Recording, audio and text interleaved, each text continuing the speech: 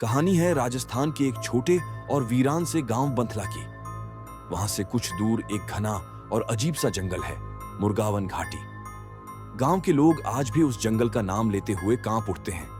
कहते हैं वहां कोई भूत है, कोई आत्मा, या शायद कुछ और। एक शिकारी चुड़ैल जो इंसानों का शिकार करती है। वो न तो अचानक सामने आती है, न चीखती है। वो बस आपकी आवाज में आपको पुकारती है। 2024 में दिल्ली का एक यूट्यूबर था, नीरज भाटी। उसने एक चैनल शुरू किया था, हॉन्टेड इंडिया। हर वीडियो में वो भारत के किसी डरावने या रहस्यमयी जगह पर जाता और रात बिताता। धीरे धीरे चैनल पर व्यूज आने लगे। नीरज को जल्दी ही एक तगड़ा कंटेंट चाहिए था, कुछ ऐसा जो उसके चैनल को वायरल कर दे। एक दिन उसके इंस्टाग्राम पर एक अनजान अकाउंट से मैसेज आया, मुर्गावन घाटी में रात बिताकर दिखाओ, वहां कोई है जो इंसानों को शिकार बनाती है। नीरज ने गूगल पर सर्च किया, लेकिन इस घाटी के बारे में कोई खास जानकारी नहीं मिली। बस एक पुराना आर्टिकल था जिसमें लिखा था 1943 में अचानक गांव खाली हो गया था और कुछ ही दिनों में पास के जंगल से कुछ औरतों की लाशें पेड़ों से लटकी मिली। उनके शरीर की हड्डियां टूटी हुई थीं और रीढ़ की हड्डी गायब थी। नीरज को कंटेंट मिल चुका था। उसने अपने दो दोस्तों को साथ लिया, रवि और मोनिका। रवि कैमरा संभालता था और मोनिका वॉइस ओवर करती थी। तीनों गांव पहुंचे, गांव वालों से बात की। सबने मना किया, मत जाओ बेटा, वहां कुछ है जो इंसानों की आवाज में उन्हें वापस बुलाता है और फिर वो कभी नहीं लौटते। नीरज ने सबकी बातों को मजाक समझा। उसने प्लान बनाया, रात को 11 बजे घाटी में एंट्री करेंगे और पूरी रात वहां रुककर शूट करेंगे। जैसे ही रात हुई, तीनों लोग अपनी टॉर्च, कैमरा और ट्राइपॉड लेकर घाटी की ओर बढ़ चले। जंगल में घुसते ही सब कुछ अजीब हो गया। एक अजीब सी शांति, जैसे सब कुछ रुका हुआ हो। पेड़ बिल्कुल शांत थे, हवा चल रही थी लेकिन पत्ते नहीं हिल रहे थे। नीरज कैमरे के सामने बोला, तो दोस्तों, आज हम आए हैं भारत की सबसे डरावनी घाटी में, जहां लोग कहते हैं कि एक शिकारी चुड़ैल रहती है।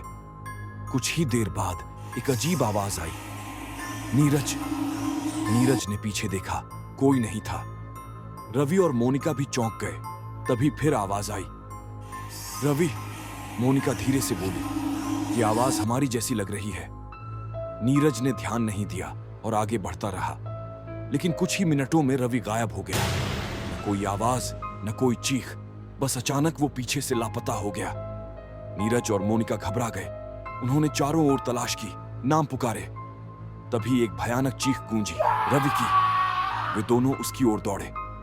जब वे पहुंचे, वहां बस कैमरा पड़ा था और पास में एक इंसानी रीढ़ की हड्डी, खून से सनी हुई। मोनिका ने घबराकर रोना शुरू कर दिया।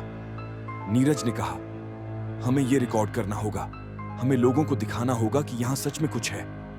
मोनिका ने उसे खींचकर कहा, यह फुटेज नहीं, जान का सवाल है। तभी सामने से एक आकृति निकली, लंबा शरीर, गले में इंसानी हड्डियों की माला, मुंह से खून टपकता हुआ चेहरा, उल्टे पांव और हाथ में एक बांसुरी। वो आकृति बिल्कुल चुप थी।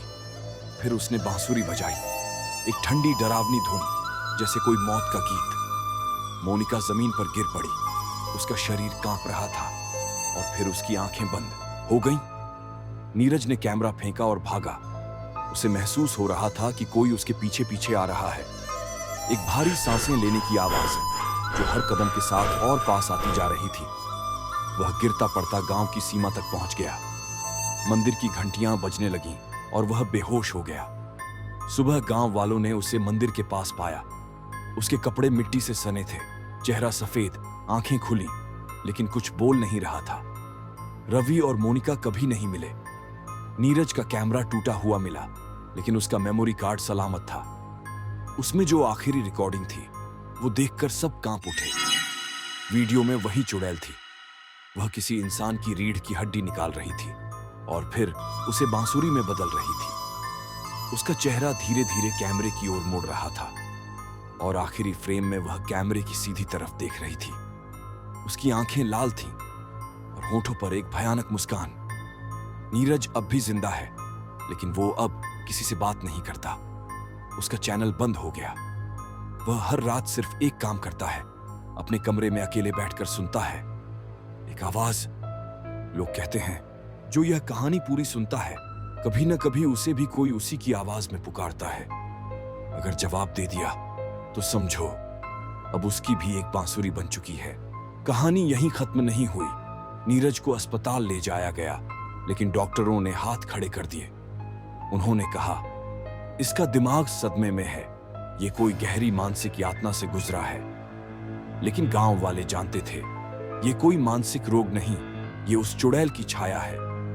दिल्ली लौटने के बाद नीरज के माता पिता उसे एक पहाड़ी इलाके में स्थित मानसिक चिकित्सालय ले गए, लेकिन वहां के स्टाफ ने कुछ ही हफ्तों में नीरज को ट्रांसफर करने की मांग की। ये लड़का रात भर बस एक आवाज की रिकॉर्डिंग सुनता रहता है और अचानक हंसने लगता है, बहुत डरावनी हंसी। इसी दौरान एक और चैनल गोस्ट हंटर डायरीज के 2 यूट्यूबर्स आदित्य और प्रियंका नीरज के पुराने वीडियो देखकर प्रभावित हुए।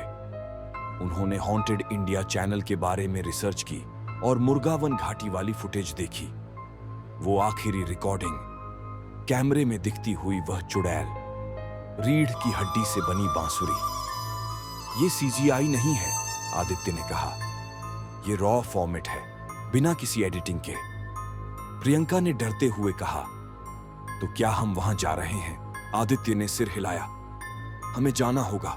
अगर यह असली है तो हमें दुनिया को दिखाना होगा। 4 दिन बाद आदित्य और प्रियंका बंथला गांव पहुंचे। गांव अब पहले से भी ज्यादा वीरान था। लोगों ने उनसे बात करने से भी मना कर दिया। एक बुजुर्ग ने दरवाजा खोलकर बस एक बात कही, एक बार जो उसकी बांसुरी की धुन सुन ले, फिर वो इंसान नहीं रहता। उस रात दोनों कैमरा और ड्रोन्स लेकर मुर्गावन घाटी में दाखिल हुए। पहले कुछ घंटे शांत रहे, लेकिन रात ढलते ही सब बदल गया। टॉर्च की रोशनी धुंध में खोने लगी। हवा में एक अजीब सी गंध थी, जैसे सड़ी हुई मांस और राख की मिली-जुली बू। तभी एक आवाज गूंजी, प्रियंका। प्रियंका कांप गई। आवाज उसकी अपनी थी, लेकिन सामने कोई नहीं था। आदित्य। अब आदित्य भी डर गया। उसने चारों ओर कैमरा घुमाया, लेकिन कुछ नहीं दिखा। तभी प्रियंका चिल्लाई, आदित्य देखो, वहां एक पेड़ की ऊंचाई पर एक आकृति बैठी थी।